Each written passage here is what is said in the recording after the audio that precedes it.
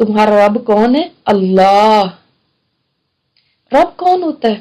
جیسے آپ کو کہا جائے تمہاری ماں یہ ہے، نام لیا جائے، یہ تمہاری ماں عائشہ ہے، تمہاری ماں فاطمہ ہے، یہاں پہ رب کا انٹروڈکشن بتایا گیا۔ کون ہے رب؟ رب کا مطلب کیا ہوتا ہے پہلے وہ تو سمجھے نا۔ رب جو تمہارا خالق ہے، جس نے تمہیں پیدا کیا، جو تمہارا مالک ہے، اونر ہے، تمہارا ماسٹر ہے، تمہارا جو تمہارا مدبر ہے، جو تمہیں سسٹین کر رہا ہے، مینٹین کر رہا ہے، چلا رہا ہے، پال پوس کے بڑا کر رہا ہے، تمہاری پرورش کر رہا ہے، وہ ہوتا ہے رب۔ تو پتہ ہے تمہارا رب کون ہے؟ بے شک اس میں کوئی شک نہیں کہ تمہارا رب اللہ ہے، صرف اللہ۔ کون اللہ؟ الذی خلق السماوات والارض، وہی اللہ جس نے آسمانوں اور زمین کو بھی تو پیدا کیا، وہ اسی نے تمہیں بھی پیدا کیا۔ اور آسمان صرف یہ نہیں جو ہم کہیں کہ یہ آسمان، یہ جو نیلا آسمان ہمیں نظر آ رہا ہے، آسمانوں سے مراد کیا ہے؟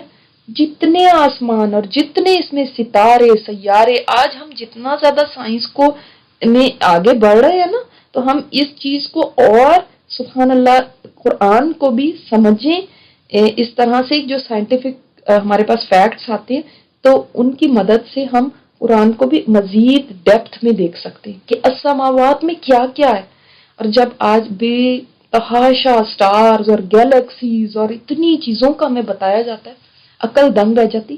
اس نے وہ سارے پیدا کیے، بے شمار ستارے سیارے جو گھوم رہے ہیں وہ سب اس نے پیدا کیے، اور تمہاری زمین کو بھی اس نے پیدا کی، اسی نے تمہیں پیدا کیا۔ تو اب کوئی پوچھے کہ تمہارا مالک کون ہے تو اللہ ہے، وہ والا اللہ، وہ اللہ جس نے ان سب کو پیدا کیا، کوئی اور نہیں مالک تمہارا، کوئی اور نہیں چلانے والا، اور کوئی اور نہیں تمہیں پالنے پوسنے والا۔ اور کتنے عرصے میں پیدا کیا؟ فی ستۃ ایام، 7 ایام میں، 6 دنوں میں، 6 days میں اس نے پیدا کیا۔ اچھا اب انسان سوچتا ہے 6 دنوں میں کیوں پیدا کیا؟ اللہ تعالیٰ کے بارے میں تو جیسے قرآن میں بھی آتا ہے نا، اذا اراد شیئا ان یقول له کن فیکون، جب وہ کسی کام کا ارادہ کرتا ہے تو کہتا ہے کن، ہو جا، تو وہ ہو جاتا ہے۔ تو پھر کیا وجہ ہے؟ اللہ تعالیٰ تو کن سے بھی پیدا کر سکتا ہے، تو کیوں اللہ نے 6 دنوں میں پیدا کیا؟ اس کی کیا وجہ ہے؟ آپ سوچیں، بتائیں۔ سعید بن جبیر رضی اللہ تعالیٰ عنہ نے اس کا جواب دیا تھا، اور وہ یہ جواب دیا کہ اللہ تعالیٰ تو بے شک کن کہہ کے پیدا کر سکتا ہے۔ ایک کلمح البصر، اس کا ایک آنکھ جھپکنے کی مقدار میں نا اس کا حکم نافذ ہو جاتا ہے، تو وہ پیدا کر سکتا تھا۔ لیکن اس کی حکمت یہ ہے کہ اس سارے آسمان و زمین، اس سارے یہ جو یونیورس ہے، اس کو 6 days میں پیدا کرے۔ حکمت اس کے اندر کیا ہے؟ تاکہ انسان کو بتائے، تعلیم دے تدریج کی، تدریج، سٹیپ بائی سٹیپ، یہ سکھایا گیا کہ سٹیپ بائی سٹیپ کسی کام کو کیا جائے۔ آپ صلی اللہ علیہ وسلم نے فرمایا غور و فکر اور وقار و تدریج کے ساتھ کام کرنا اللہ کی طرف سے ہے، اور جلد بازی جو ہے وہ شیطان کی طرف سے ہے۔ اللہ تعالیٰ نے یہ سکھایا کہ جلد بازی نہ کرو، تدریج، ہر پہلو میں غور و فکر کرو، ہر پہلو میں سوچ سمجھ کے چلو، سٹیپ بائی سٹیپ چلو۔ جلد بازی سے دیکھیں اکثر کام خراب ہو جاتے ہیں۔ اب اس وقت تو سورج نہیں تھا نا، یہ زمین تھی، ہم تو 6 days کیسے کاؤنٹ کرتے؟ سورج کی زمین کی گردش سے نا، کہ یہ 6 دن ہوتے، تو 6 دن کا تو ابھی دنوں کا تو حساب ہی نہیں تھا، سورج تو ابھی بنا ہی نہیں تھا، کون سے 6 دن ہے یہ دن کی مقدار کیا ہے؟ بعض نے کہا کہ 6 دن سے مراد ہے اتنا وقت اور زمانہ جس میں 6 دن رات اس دنیا میں ہوتے ہیں، لیکن بعض نے کہا کہ نہیں، یہ تو اب بنے ہیں نا، بعد میں بنے ہیں جب سورج چاند آیا، اس لیے یہ 6 دن وہ ہیں جو اللہ کے ہاں کے 6 دن ہیں، اور اللہ کے ہاں کا تو ایک دن بھی ہمیں بتایا گیا کہ جیسے تمہارے 1000 سال کے برابر ہے، وہاں کا ایک دن یہاں کے 1000 سال کے برابر ہے، اور 50,000 سال کا بھی آیا ورڈ کہ 50,000 سال کے برابر ہے، یہ بھی قرآن میں آیا۔ تو یہاں پہ پھر 6 دن سے مراد کیا ہے؟ مجاہد کا قول یہ ہے کہ آخرت کے 6 دن، ٹھیک ہے؟ اب اس کا مطلب پتہ نہیں لاکھوں سال لگے ہیں یا کتنے برس لگے ہیں واللہ اعلم۔ اور اس میں یہ بھی کہا جاتا ہے کہ یہ سنڈے سے شروع ہوا اور جمعے کو ختم ہوا، جو ہمارا سنڈے ہوتا ہے، اور یہ اس طرح کے بھی روایات آتی ہیں اس میں۔ اور یوم السبت، جس کو یہ سیٹرڈے کا دن، جس کو یہ یہودی بہت مناتے ہیں نا، اور اس دن چھٹی کرتے ہیں، تو وہ اس سبت اسی لیے نام رکھا گیا کہ اس پہ کام ختم ہو گیا۔ مستوی علی العرش، پھر وہ عرش پہ مستوی ہوا۔ استوا کا معنی میں نے کیا بتایا آپ کو، معنی کیا ہے اس کا، قائم ہونا۔ اور عرش کیا ہوتا ہے، رائل تھرون کو کہتے ہیں، شاہی جو تخت ہو اس کو۔ اب اللہ تعالیٰ کا عرش کیسا ہے اور وہ عرش کے اوپر کیسے قائم ہوا، یہ ہماری عقل اور سمجھ میں نہیں آ سکتا۔ یہ آیات متشابہات میں سے ہے، اور آیات متشابہات کے بارے میں ہم نے کیا پڑھا تھا نا، پہلے پڑھ چکے ہیں آپ، کہ ان کے بارے میں کیا کرنا چاہیے، ان کے پیچھے نہیں پڑھنا چاہیے، کیونکہ بعض جو جن کے دلوں کے اندر کجی ہوتی ہے وہ ان آیات کے پیچھے پڑ جاتے، اور ان آیات کے پیچھے جتنا مرضی آپ پڑھیں، جتنی مرضی کھوج لگا دیں، آپ ان کو نہیں سمجھ سکتے۔ کیوں؟ اس لیے کہ ہم جان ہی نہیں سکتے کیفیت عرش کی، نہ اللہ تعالیٰ کے قائم ہونے کی، نہ ہم اللہ تعالیٰ کی ذات کو بھی نہیں سمجھ سکتے۔ ہم پھر ان آیات کے بارے میں کیا کہتے ہیں کہ جیسے فرمایا ویسے ہی ہوگا، بس۔ کہ جو چیزیں ہمارے عمل سے تعلق نہیں رکھتی ہم ان کے بارے میں سوال نہ کیا کریں، ایسے ہی بس، یعنی جو دماغ میں سوال آ جائے بس پوچھنے بیٹھ جائیں، اچھا وہ ابھی اس پر فرشتے کیا کر رہے ہوں گے، وہ کھانا کیا کھاتے ہیں، یا وہ کیا کرتے ہیں، یا وہ ابھی جا کے تر رہے ہیں، یا وہ کب پیدا ہوئے تھے، یا فلانے وقت میں، اچھا نوح علیہ السلام کی کشتی کی کیا لینتھ تھی اور وڈتھ کیا تھی اس کی، اور ہائٹ کیا تھی، بھئی اس سے آپ کے عمل کا کیا تعلق ہے؟ بعض دفعہ قرآن کے اسٹوڈنٹ جب ایسے سوال کرتے ہیں نا، اس قدر یعنی مجھے بہت یہ بات تکلیف دیتی ہے کہ ان کو ابھی یہی نہیں پتا کہ سوال کیا کرنا ہے۔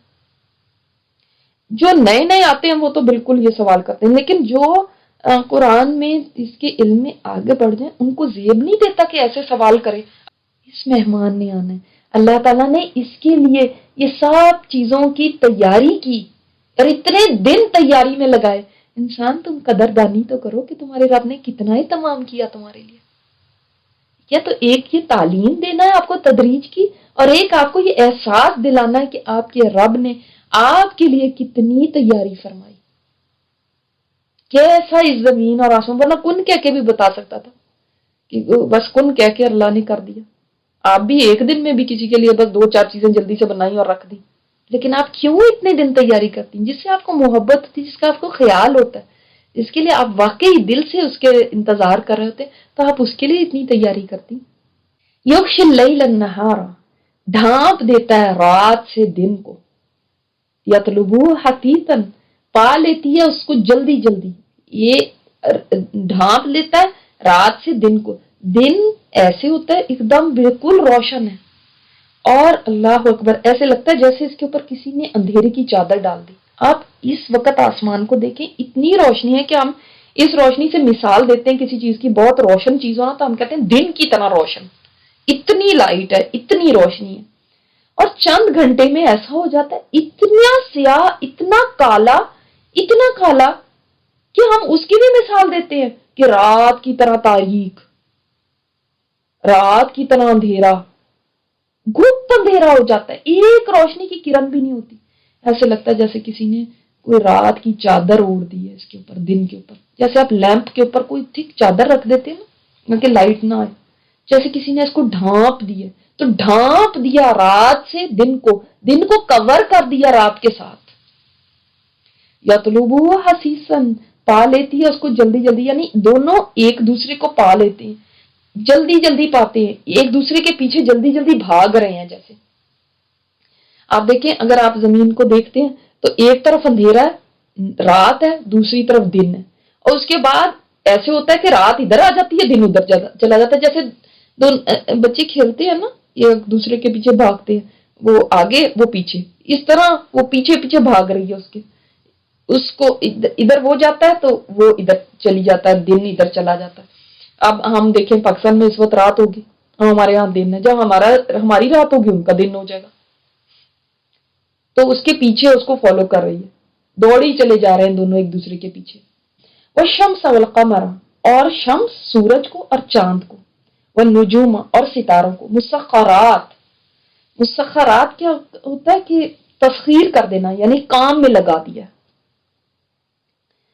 اللہ تعالیٰ نے سب کے سب کو اپنے حکم کے تابع کیا ہوا ہے، وہ بھی امر ہی، اپنے حکم کے ساتھ کام میں لگا دیا ہوا ہے کہ یہ انسان کے کام کریں۔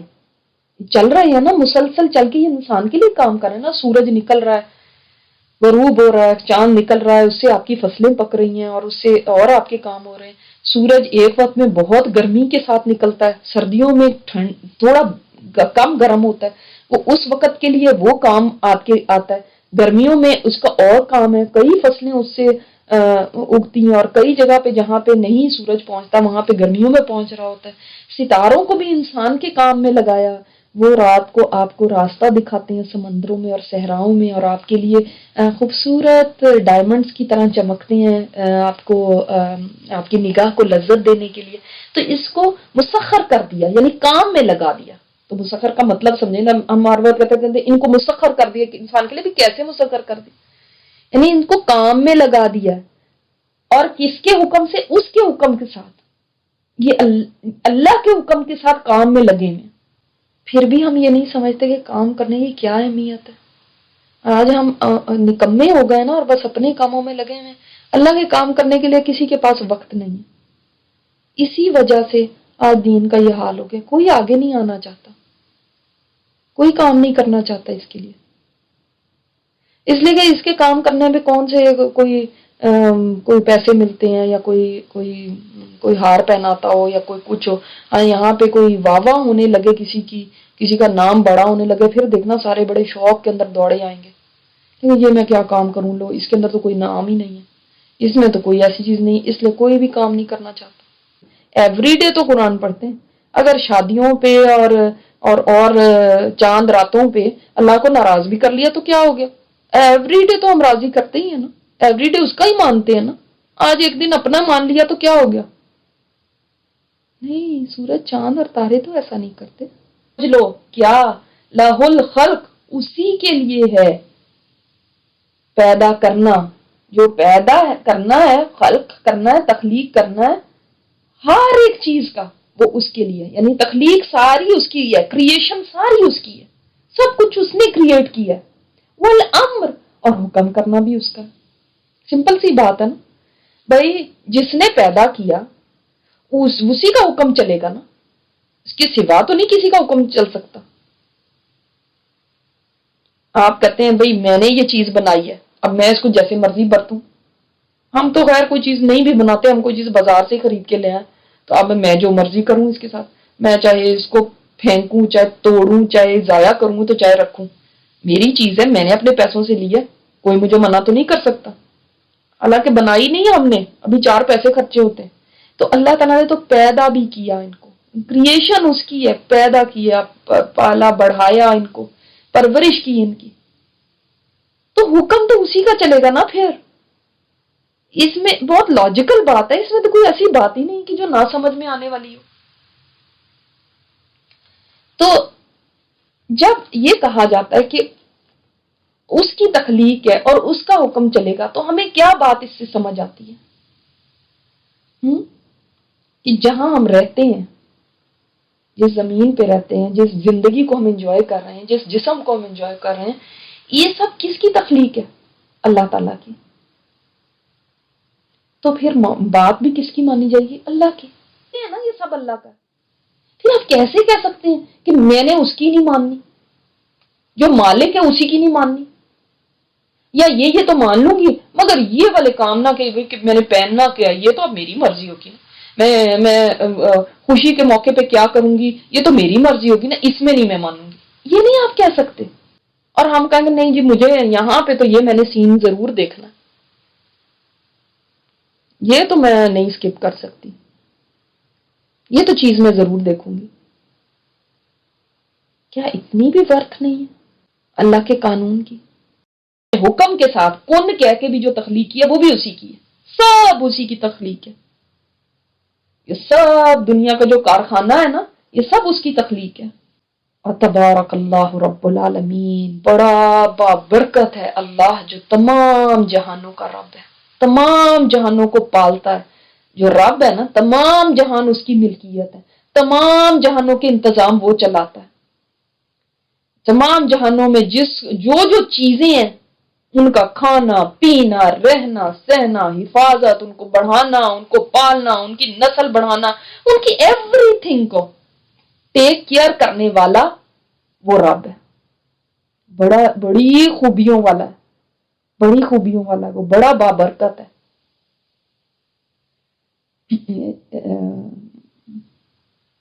ایک حدیث میں آتا ہے، آپ صلی اللہ علیہ وسلم نے فرمایا، جس کسی نے کسی نیکی پر اللہ کی حمد نہیں کی بلکہ اپنے آپ کو سراہا، میں نے یہ کیا، میں نے وہ کیا، بجائے کہنے کے تبارک اللہ رب العالمین، اللہ بڑا بابرکت ہے، تبارک الذی جعل فی السماء بروجا، اللہ بڑا بابرکت ہے جس نے آسمان میں برج بنایا۔ اس طرح یہ کہنے کی بجائے اپنے آپ کو سراہا، کسی بھی کام میں، کسی بھی نیکی میں اس کے اعمال غارت ہوئے۔ اور جس نے یہ عقیدہ رکھا کہ اللہ نے کچھ اختیارات اپنے بندوں کو بھی دے دیے ہیں، جیسے مثلا خضر علیہ السلام کے کنٹرول میں ہوائیں کر دی ہیں، اس کے کنٹرول میں یہ کر دیا ہے، فلانے جو ہیں وہ لوگوں کی حاجتیں سننے کے لیے، فلانا اس چیز کے لیے اللہ نے یہ اختیار اپنے بندوں کو دے دیے، اس نے اس کے ساتھ کفر کیا جو اللہ نے اپنے نبیوں پر نازل فرمایا۔ دین کے ساتھ کفر کیا، یہ کفر ہے۔